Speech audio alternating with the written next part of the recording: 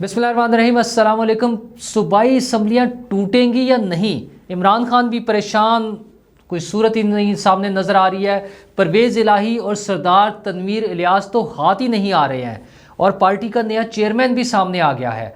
वो कौन होगा? और जनाब वाला शहबाज शरीफ साहब बाजवा साहब की हिमायत कर रहे हैं, तो इमरान खान साहब जनरल आसिम मुनीर को अमर बिल मारूफ व नहीं अनिल मुनकर पर कायम रहने का मशवरा दे रहे हैं। क्या ऐसा मुमकिन हो सकेगा? और अरशद शरीफ के बाद मुराद सईद साहब को जो धमकियां मिल रही हैं, अल्लाह खैर करे। तो सबसे पहले पंजाब असम्बली और सूबाई असम्बलियों की तहलील का मामला।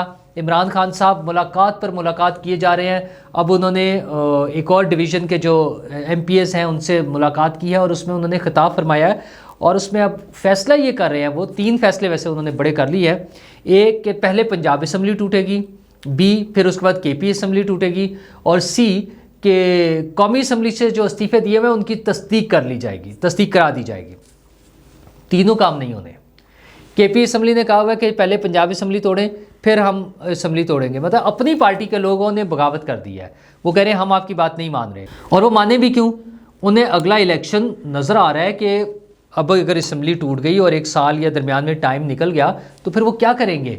वो जो इतने सारे बजट्स हैं वो इस्तेमाल करने हैं, प्रोजेक्ट्स शुरू करने हैं, वो सारा कुछ कहाँ जाएगा? तो खान साहब की बात कौन सुने? अच्छा, पंजाब असम्बली परवेज़ इलाही ने नहीं तोड़नी, वो अपनी वजारत आला को क्यों दाव पर लगाएं? ज़ाहिर है अगर असम्बली टूट गई तो वो दोबारा वज़ीर आला नहीं बनेंगे, इसलिए उन्होंने नहीं तोड़नी। और तीसरा, कौमी असम्बली से इस्तीफ़े, तो भाईजान अभी तक तो आपने इस्तीफ़ों की तस्दीक कर नहीं सके। 9 अप्रैल से 9 दिसंबर भी गुजर गई, 8 महीने गुजर गए हैं, आप क्यों नहीं इस्तीफ़ों की तस्दीक कराते? सिंपल सा काम है, अपने लोगों को भेजे, स्पीकर ने बुलाया हुआ है। अच्छा, इस्तीफ़े तो दूर की बात है, आपने तनख्वाहें लेनी नहीं छोड़ी, वहाँ से लोगों ने घर नहीं छोड़े। फवाद चौधरी साहब ने मिनिस्टर इनक्लेव से अपना घर नहीं छोड़ा है, और इससे ज़्यादा क्या किया जाए? तो ये हमें सुनाते हैं कि हम इस्तीफ़ों की तस्दीक करा देंगे। कोई तस्दीक नहीं होनी है, कुछ नहीं होना है, ये ऐसे ही चलते रहना है। उन पर जो नाअहली की तलवार लटक रही है इमरान खान साहब पे, उनके जो केसेस चल रहे हैं वो उनके लिए परेशानी का बाइस है। वो उनसे बचता है, असल में तो वो गिरफ्तारी से बचना चाहते हैं।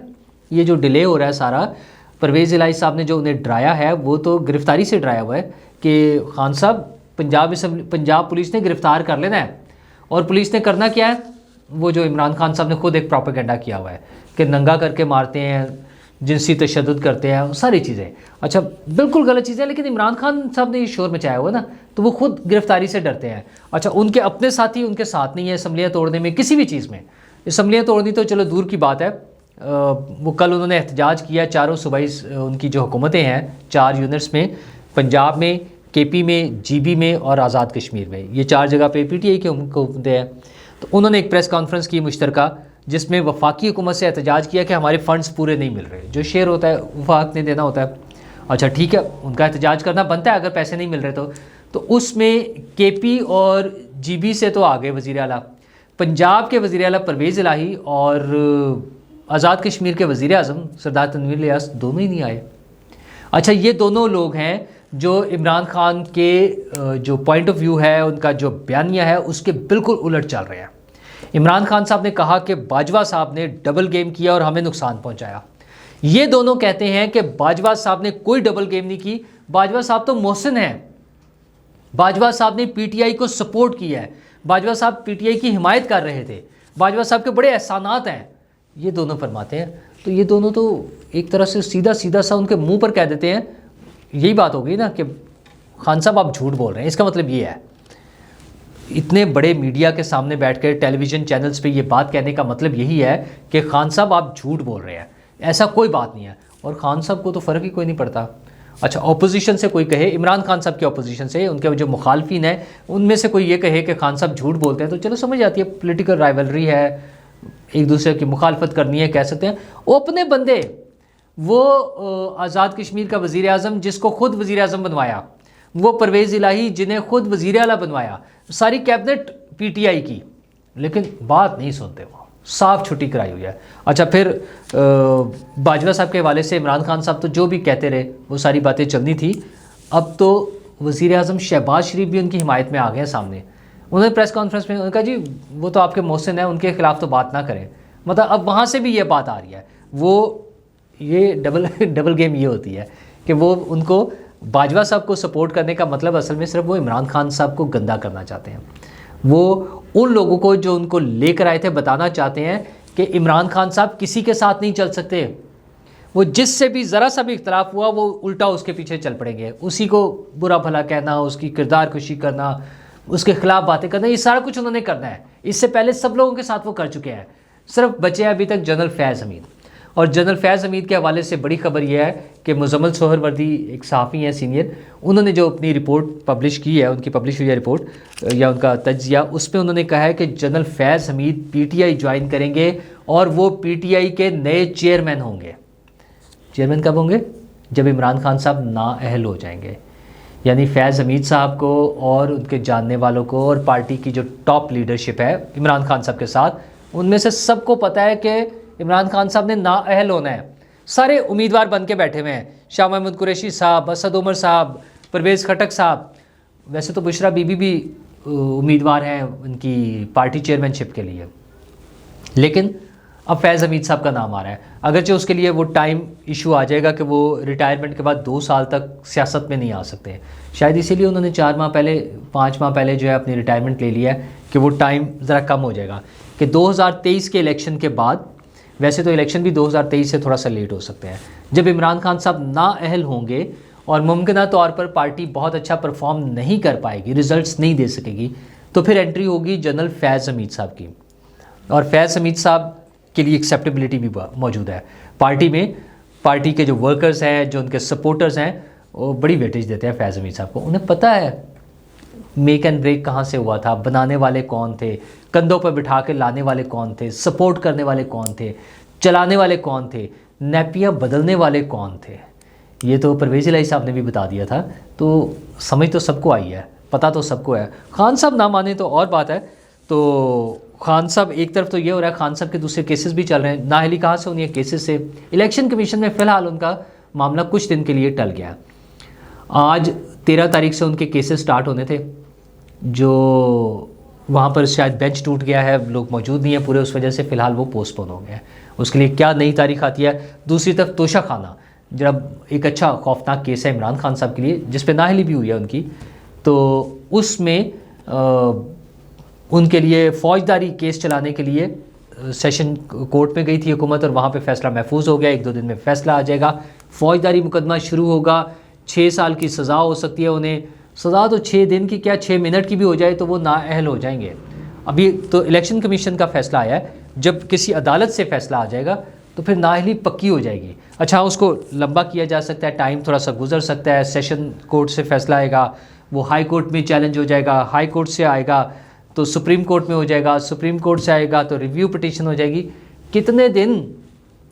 साथ साथ वो फॉरेन फंडिंग केस है, फिर वो आपको पता है मलिक रियाज साहब वाला केस है, बड़ा स्ट्रॉन्ग केस है, वो आ जाएगा, और इस तरह के बड़े आ जाएंगे। वो जो अभी खबर आई है कि 6 अरब के जेवरात बेचे हैं खान साहब ने, जो 1.5 करोड़ पे जमा कराए हैं।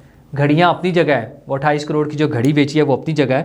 तो खान साहब को उम्मीदें हैं सारी नई इंतज़ामिया से, नई इंतज़ामिया फ़ौज की, और जनरल आसिम मुनीर साहब से उन्होंने कल भी जो अपने खिताब में फरमाया था, बाकी जो तारीफ़ें की उनकी वो तो की थी। एक तो उन्होंने वो पीछे हट गए एक स्टेप, जो उन्होंने माफ़ी मांगी है, जनरल बाजवा के ख़िलाफ़ बात करने से वो खामोश हो गया, 2 दिन से खामोश है। वैसे उनमें बर्दाश्त कम है, वो ज़्यादा दिन करते नहीं हैं। इस पर मैं आपको एक वाक़या सुनाता हूँ बाद में। वो आसिम मुनीर साहब से अब उन्हें उम्मीद है कि वो सब कुछ करेंगे, और आसिम मुनीर साहब को वो कह रहे हैं कि अमर बिल मारूफ व नही अनिल मुनकर के मुताबिक चले। खान साहब को खुदा का खौफ करें, मतलब कोई ख्याल कर ले। लॉ ऑफ लैंड जो है, मुल्क का कानून और आइन, उसके मुताबिक चीज़ें चलने दें। आपकी कुछ दुआएं कबूल हो जाती हैं। आपने कहा था मैं दुआ करता हूँ कि मेरे खिलाफ अदम एतमाद लेकर आए, कबूल हो गई, अदम एतमाद आ गई, फिर आप रोते फिरे हैं। आपने कहा मैं दुआएं मांगता हूँ अल्लाह करे ये मेरे खिलाफ 62-63 का केस लेकर आए।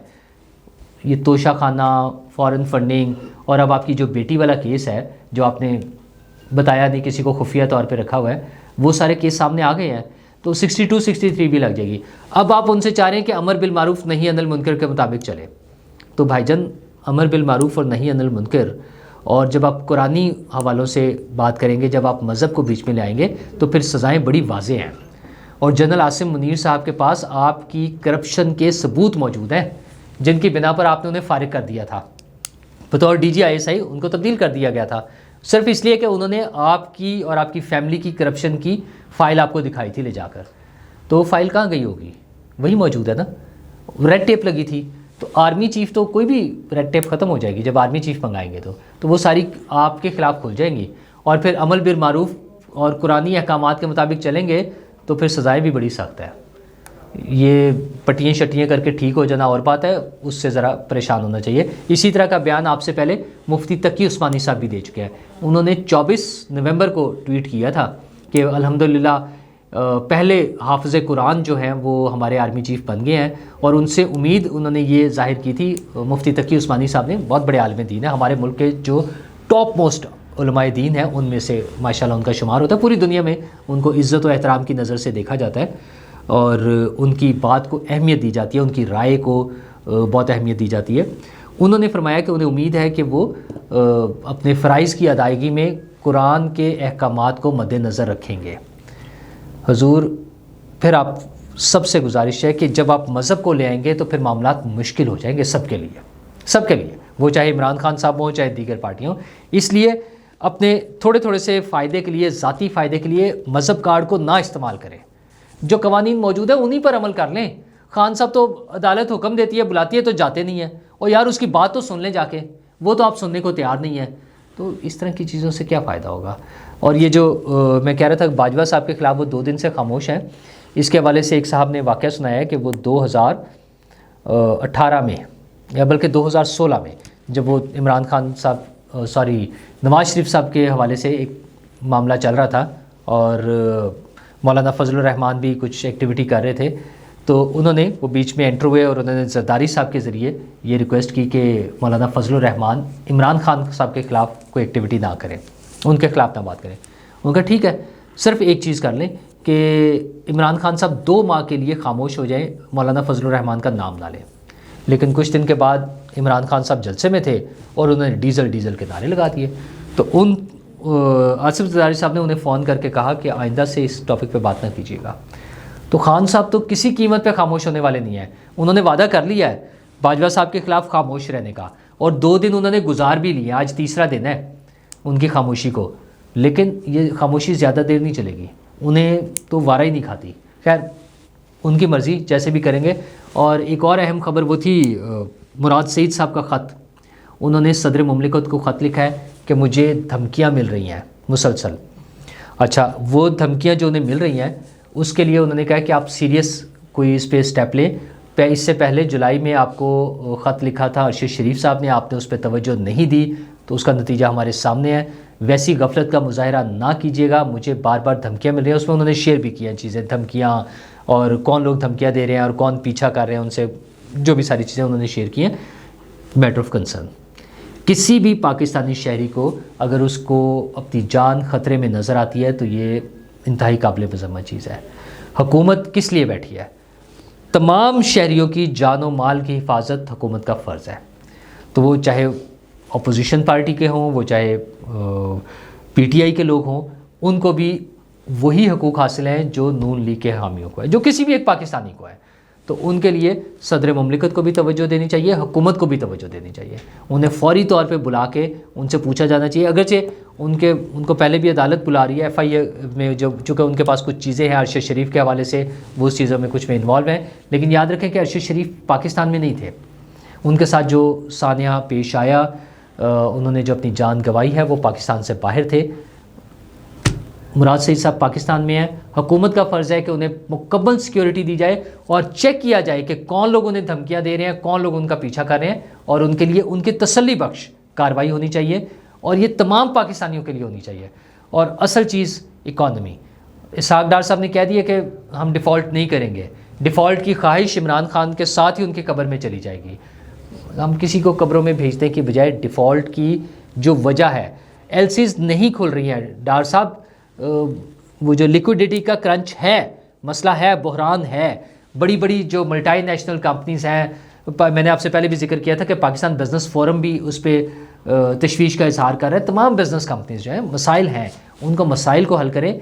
ये बयानात से कौन कहाँ जाएगा, किसकी क्या होगा, इनको छोड़ दें, लोगों को रिलीफ दें, चीज़ें सस्ती करें। ये पता चल जाएगा 2 दिन बाद, पेट्रोल की कीमत का आ गया ना, परसों से करना है आपने, तो आप कितना रिलीफ देते हैं। मार्केट स्टडीज़ के मुताबिक 38 रुपये तक का रिलीफ मिल सकता है पर लीटर। तो हुकूमत के कोर्ट में बॉल है, वो रिलीफ देते हैं या लॉलीपॉप, देखते हैं क्या होता है। शुक्रिया।